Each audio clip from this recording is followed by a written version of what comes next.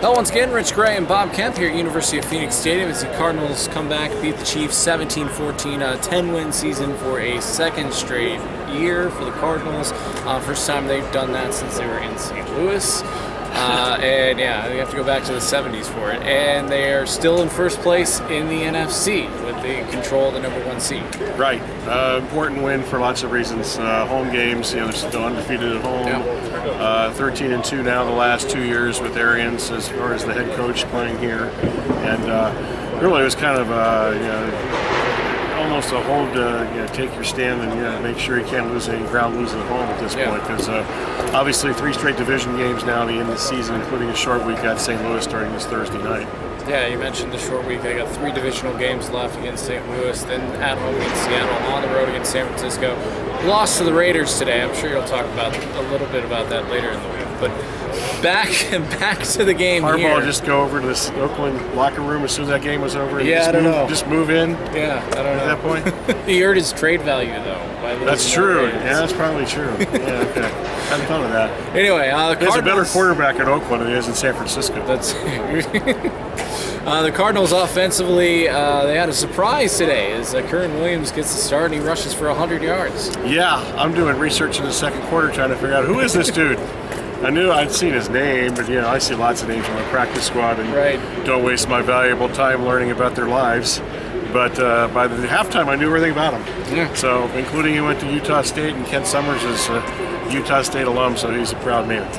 But he did a really good job. Obviously, rushed for 100 yards. First guy that's rushed for 100 this season. At the end of the game, they actually trusted him more than they did the quarterback. The 2 guys before that, though, after they had first down runs, they had second and third down incompletions that stopped the clock and lengthened the game. I thought those were some extremely questionable play calls by Arians at that point, and they could have hacked at least a couple minutes off the clock at that point.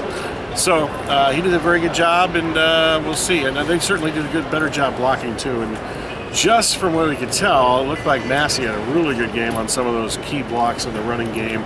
And it seemed like Valdir and Cooper were also parts of the running game. So we'll see. I also say Valdir is the warrior of the game here. In the locker room, he probably has like the longest walk from his locker to the curtain that leads to the training room. And it took him forever just to make the walk to get to the training room. And then I saw him come walking back another 15 or 20 minutes later. And it's amazing he was able to play just based on that. Well, the Cardinals are going to need more from Kyren Williams. As Andre Ellington, it was announced after the game, he's going to have surgery. He's going to be placed on the IR to repair a hernia, and he's done for the season. Yeah, and I would assume he's probably going to have to take care of the foot while he's at it. Yeah. Maybe not right now, but he will at some point here. So obviously, they need somebody to pick up the running game, and that really helped. And I'm not so sure they would have won today without one. You had a quarterback who's a backup quarterback, and he proves it every week. 50%. Had 2 really good passes that got him through. They only scored 1 touchdown, and he threw 4 balls that could have been intercepted. But we keep learning every week when we watch the teams play against the Cardinals why these guys are playing defense, because they can't catch the ball.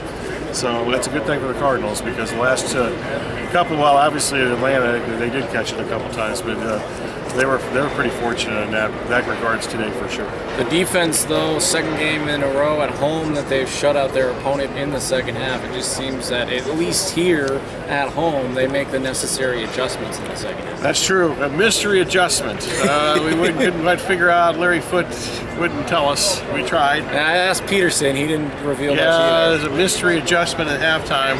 I'm not sure. I'm going to have to go home and check this out and to see if I can figure out something. But I didn't notice anything drastically different just by watching the game live. So we'll give that a whirl. But some kind of mystery adjustment. That's the best I can help with. Okafor keeps making big plays. Yes.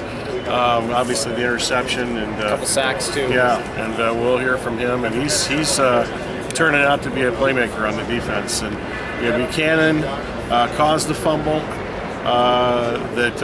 Obviously Kelsey was the replay and so forth, and Bethel was smart enough to go cover the ball. I quit watching the play.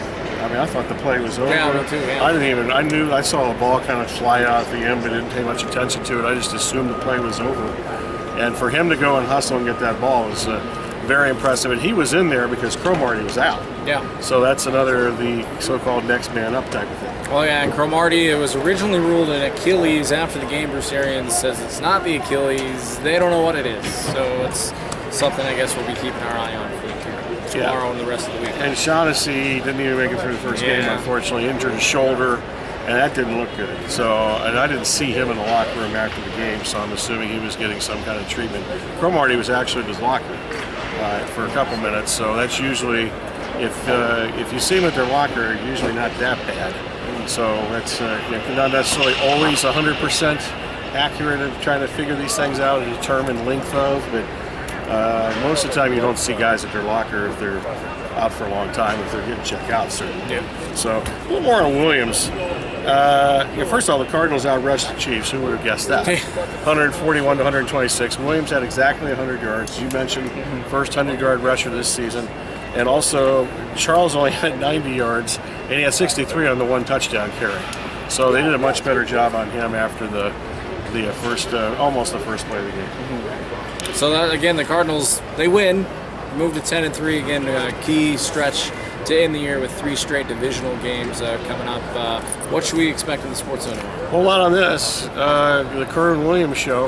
I'm going to give him a whole segment. At the top of the 11 o'clock hour, it'll be Williams and others talking about Williams, I've determined. So we'll do that in the usual routine, except, obviously we don't have an ASU. We'll have by the way, we need a college football guest tomorrow, 10:15, Rich. I was going to tell you that eventually. So we'll see if whoever our expert is thinks that they got it right. And then we'll have plenty on the Cardinals game at 10:15. 11:15, 11:05, and the good and the bad from the U of A this weekend we'll cover in the 10:45 segment. The U of A game. Well, the bad was Friday night, the good was Saturday. Okay, the basketball. So that's true. I'm not wasting 10 minutes on that Friday night game. So we'll combine the two into one segment. Arizona's going to the Fiesta Bowl. They'll be back here, so that's good. Even though my understanding is they really wanted Ohio State. And if Ohio State had not made the Final Four, Ohio State would have been here with the Fiesta Bowl. And Arizona almost played itself out of the Fiesta Bowl with that awful performance on Saturday night. All right, so for Bob Kemp, I'm Rich Gray. Once again, Cardinals beat the Chiefs, moved to 10-3 with a 17-14 win. For more Cardinals coverage, visit MDCSports1060.com. We're the last guys out here. We are. Yeah, we're hard working. There you go. And Bob Kemp's Bottom Line. Check that out as well. Yeah, that'll be another. When's this going to be up? Before it'll be after. Okay. Yeah. So it'll go be right up there to already. Yeah. Yes, I'll have that done in a half hour. All right, there you go. So it's half done now. And tune into the Sports Zone tomorrow from 9 to noon on NBC Sports Radio AM 1060. We'll talk to you guys tomorrow.